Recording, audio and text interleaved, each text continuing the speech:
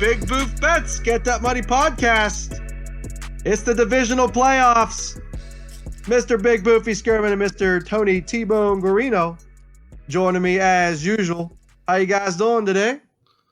Oh, I'm doing pretty good, man. Just still counting up all my winnings from last week. That's what we like to hear. How about you there, Tony? Oh, yeah. We had a great Saturday. Sunday, still a great day. If Drew Brees would have taken his Viagra, might have had a little bit of a better Sunday. But all in all, really looking forward to the divisional weekend here. Yeah, I hear you, man. I had a good week, but man, it was the Drew Brees surprising underperformance. Man, that was the difference between me having a enormously profitable weekend as opposed to just a profitable weekend. So, yeah, it was a little surprising, but all in all, we all had a pretty good week. I know the Locks had a fantastic week. We do a little recap of that there, Mr. Boofy. Yes, sir. We were undefeated last week. We went 3-0-1. The Buffalo Bills were a push at +3. And truthfully, that took a heroic effort from Deshaun Watson and a bit of an implosion, in my opinion, from Josh Allen. Otherwise, we'd have gone the full 4-0. But 3-0-1 is outstanding. The rest of them, we had Titans +5. If I could interrupt you for just a sec there, Boof. I know we were disappointed about Josh Allen, but considering how he made my over rushing yards bet hit immediately in the first minute of the game. Yeah, we were definitely like while we were watching the game, and Nate wasn't over for this one, but Tony was. We were joking around because Nate on the podcast last week was like, boy, I'll tell you what, if you see that rushing total come in anywhere in the neighborhood of 30 to 35 yards, take the over. Well, sure enough, it came in, I think, at 34.5. So I personally put a unit on that. Yep. But I know we were doing a couple same-game parlays as well. We all took that, and then we had him, scoring a touchdown. And Tony's, getting out of his car, walking downstairs into my basement. And Josh Allen had gone for, a 42-yard run, already covers the over rushing yards on the first drive. And then, we're sitting around it would be great if he had scored a touchdown, but this is awesome.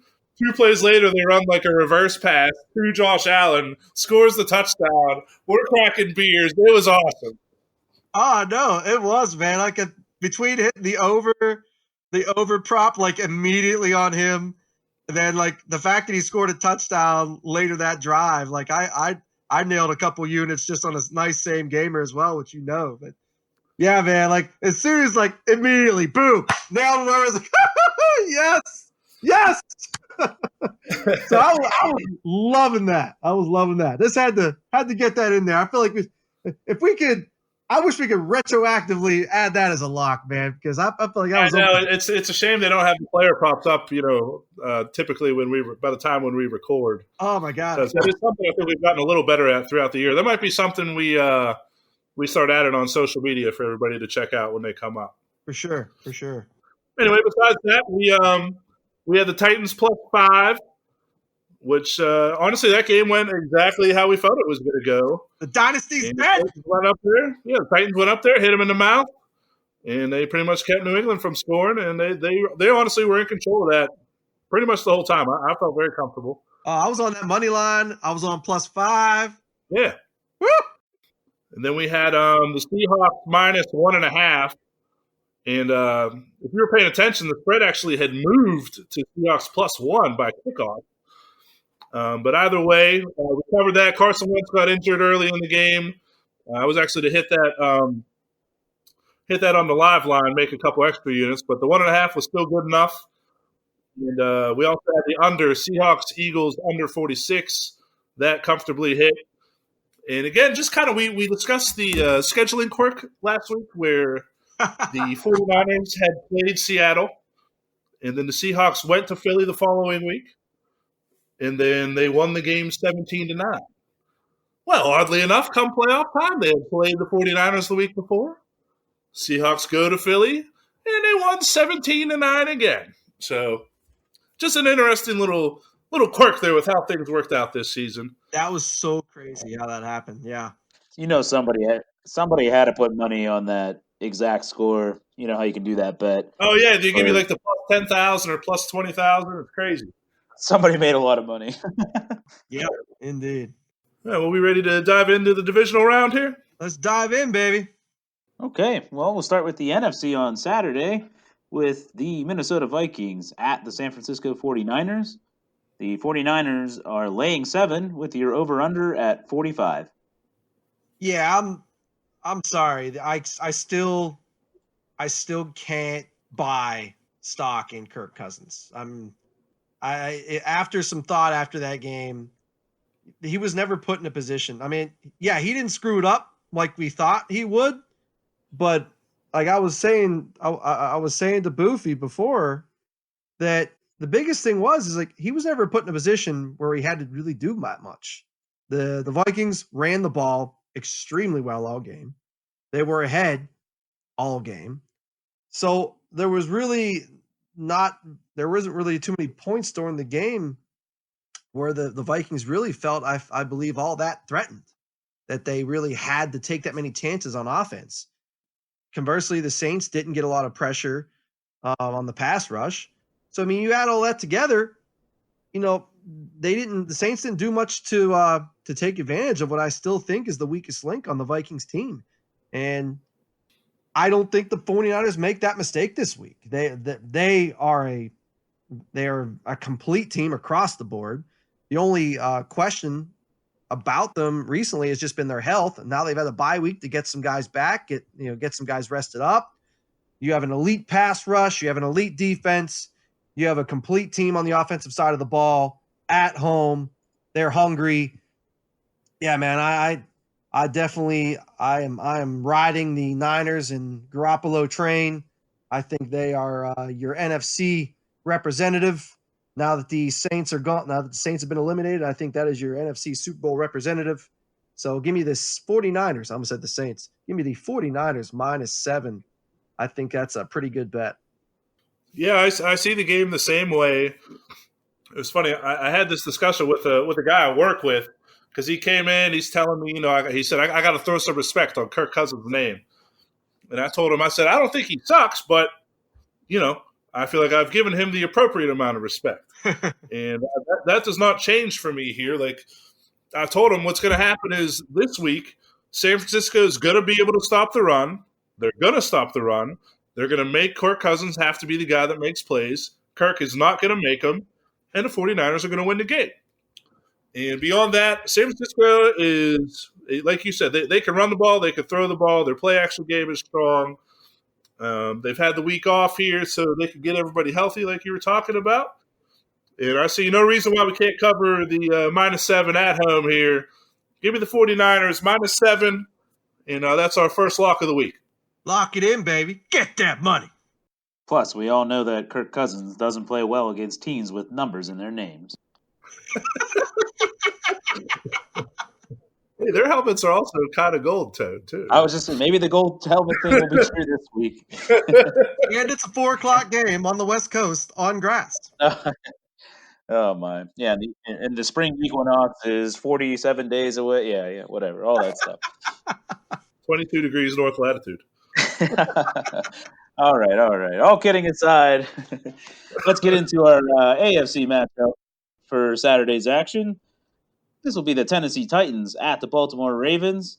The Ravens laying 9, and you're over/under at 47. I like what the Titans and Derrick Henry and Ryan Tannehill and Coach Vrabel are doing this second half of the season. I love what they did in New England, but I think just like the dynasty died last week, I think the dream dies this week for Tennessee. I think Cinderella is about to have an end to her evening here, man. The Ravens are on a mission. They are reinventing quite frankly how not only the quarterback position is being used, but how they deploy their entire offense around it. And I love it, man. I love what they're doing on offense. They're going to be fired up there at home. They laid an egg in last year's playoffs.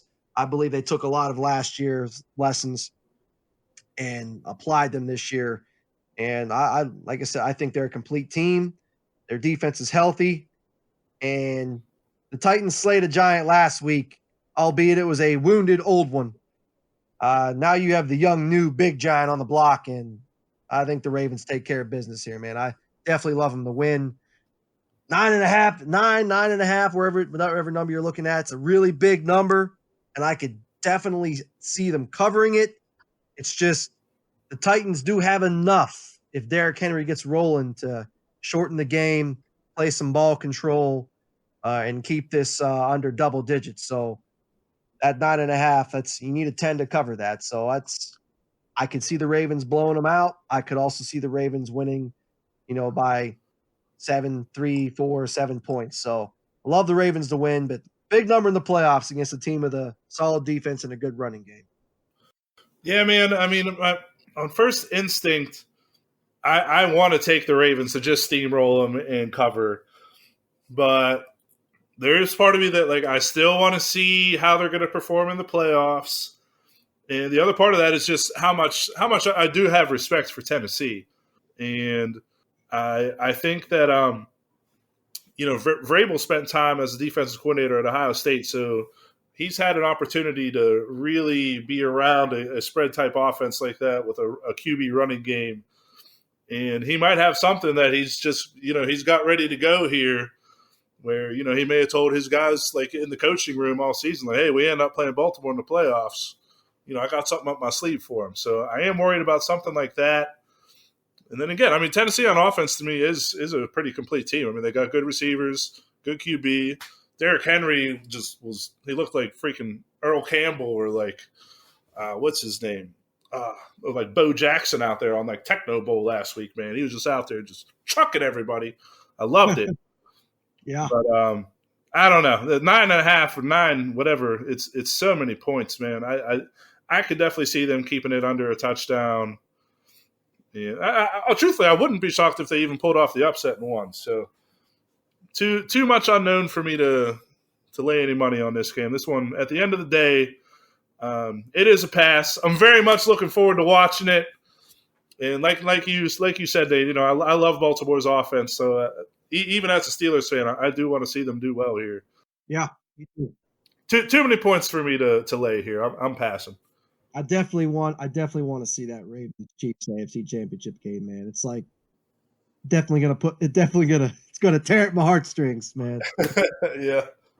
Speaking of, there, Mr. Tony. That's right. That takes us to our Sunday action, where we will kick things off with the AFC this time, which will feature the Houston Texans at the Kansas City Chiefs. The Chiefs laying 9.5 in the over/under at 51. I just don't see. Don't get me wrong. I love Deshaun Watson. I think he's a great player, but there's just something about how he's been playing the second half of this season. I heard a great point about him earlier this year that when him and the Texans offense was on a roll, he was getting rid of the ball on time a lot more often. Ever since they've been scoring less points, it's largely been due to the fact that he's just not getting rid of the ball. He's holding on to it. Granted, he's extending plays a lot, but he's also getting sacked a lot. Sacks are drive killers. And then if you can't, like the NFL, you can't play, even though a lot of people would maybe argue otherwise, you can't play NFL, the real NFL, like you're playing a game of Madden. You can't just run around for 10 seconds, look for a big play, and that's how you score most of your points. And quite frankly, that's how they're scoring some of their points. That's how they won the game against the Bills. They won the game. Yeah, they also only scored 22 points. And it took them overtime, and it took them a heroic effort to barely get past them. So that's not a safe way to play offense. It's not a consistent way, and it's certainly not a healthy way with being hit as much as he's been. That's why he's banged up. So I definitely do not feel comfortable with the Texans scoring enough to win the game. That's on the Texans side. Obviously, on the Chiefs side, come on, baby. You got You got Mr. Patty Mahomes on the other side of the ball here. Get ready to put up about 35 on y'all. Because that Texans pass D ain't that great. And with Jameis Winston is scoring points on you, if Josh Allen's scoring points on you, you know Pat Mahomes is going to score points on you. So, Chiefs definitely win. 10 points, a lot of points. Don't like laying double digits in the playoffs, so I'm not touching that. But love the Chiefs to win, and it would not surprise me if they do cover 10. But again, playoffs, baby. Showing some respect. Yeah, same thing. I kind of feel the way I felt in this game, the way I did in the Ravens game. A big part of me sees the Chiefs coming out and steamrolling the Texans. Chiefs. I hesitate because Watson is capable of a performance like that by himself. If Will Fuller comes back, he's a big part of them playing better offensively, and it does look like he will play. What does that mean? You know, sometimes you only get 3 plays out of him anyway, and then he's back on the sideline. Who knows? But when he's in the lineup, I mean, he definitely makes a difference for their offense. I don't know. We might have a good old-fashioned shootout, so it was interesting to entertain the over 51 and under 51. But I don't know. Again, I just don't have confidence in it covering over 51. I've been burned on overs this year. Well, you're right, though, man, because that's the thing. I mean, you just said it. It's one of those things where you could see it being a shootout with the offensive talent on both teams. Yet at the same time, the Texans have been inconsistent offensively the second half of the year, and the Chiefs have been playing better defense the second half of the year. So this could very easily be one of those, 27, it could easily be an under game, and I could easily see an avenue where it's an under game. So I mean, if you're flip flopping on both sides, that that's where you got to stay away. Yep, stay away. Just enjoy it, baby. But yeah, it is a pass for me. Okay, so our final game for the weekend is the NFC Showdown between the Seattle Seahawks at the Green Bay Packers. The Packers are laying 4 here in the over-under at 47. It's, you know what, I was gonna go into a spiel here, but Boof, you're the one to talk me into this. So I feel like you should take the lead on this one.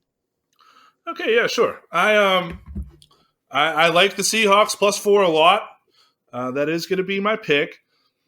Just looking at Green Bay, this has got to be like we've been saying it for a few weeks. This has got to be the crappiest 3-loss team that I've ever seen. You know what I mean? They haven't put up the Aaron Rodgers offense numbers or performances that we are used to seeing almost in any game this year. I think just the Raiders game is the only one that comes to mind where it was like, boy, they were really clicking on offense. Now, Seattle has a tendency to at least be able to keep a game close. And, it's not like Russell Wilson isn't battle-tested. He's won the Super Bowl. He's been to another one. Played in plenty of playoff games. They're fine on that front. They got my boy, DK. Donkey Kong is here, Metcalf. In the 16-pack? Yeah, the 16-pack. And I think he broke a rookie receiving record in the playoffs last week. So I love Seattle +4. The other one I like a lot is the under 47 points. Green Bay, in their last 8 games, has covered under 47 in all of them. And Seattle has been in a total of under 47 3 times. Then they had a push, and then one that was over. So they would have only busted your bet once in the last 5. Green Bay would have covered them all in the last 8. I think under 47 is a very strong bet, especially considering the game that Seattle played last week. That are in a 17-9 game. So I see a similar type of a little bit of a slugfest. Close game. 4 points is over a field goal. I like that. I like Seattle to win, as a matter of fact, but I don't give points back. So Seahawks +4, I like a lot. And the under 47 points, I also like a lot. Yeah, I was. We were talking earlier about this, and one of the things I definitely jumped on fairly early in our discussion that we were definitely seeing eye to eye on was the under 47. You have Green Bay that, as Booth touched on, not been playing that great offensively, just not what you're used to seeing from Aaron Rodgers. And then conversely, you have the Seahawks here, who they're on their fourth string running back for all intents and purposes, and Green Bay's weakness defensively is stopping the run. So, I question how well Seattle's going to be able to take advantage of Green Bay's weakest aspect on defense. So, you have a Green Bay team that's not been scoring as much. You have a Seattle team that's been trending towards unders the past how many games, as Boof said here. So I think under 47 is a pretty good bet. All the statistics certainly point to that. And then just again, we go to beat a dead horse here. We have the Packers offense not getting the job done as traditionally you'd expect. Seattle likes to play a lot of close games, whether they win or lose. So you're giving me 4 points. I feel pretty good about that. And again, to echo Boof here, it would not surprise me if they go in there and win the game and set up a epic rematch in the NFC Championship, round 3 between the Seahawks and the 49ers, which would be really, really cool to see. So I will definitely lock in +4 and under 47 with you, Boof. And that gives us our second and third locks of the week. You get that money. Get that money. All right, well, I'll just add a quick note here before we go on to recap the week. If you love Seattle at +4 and you love that under 47, then I think you know what time it is. It's my favorite FanDuel parlay number 5 for the Seattle Seahawks at Green Bay Packers. That'll give you the Seahawks at +5.5 and under 54.5 for a +130 payout. Juicy. So just a little juicy nod there at the end. Very juicy. So having added that, Boof, you want to take us to the recap? Yeah, guys, we Nate and I kind of shared all the same picks this week, so I'm just going to hit you with the locks. We got the 49ers -7. We got the Seahawks +4. And then we have under 47 in the Seahawks Packers game. So 3 locks for the week this week. Best of luck to everybody. And let's get that money. Get that money.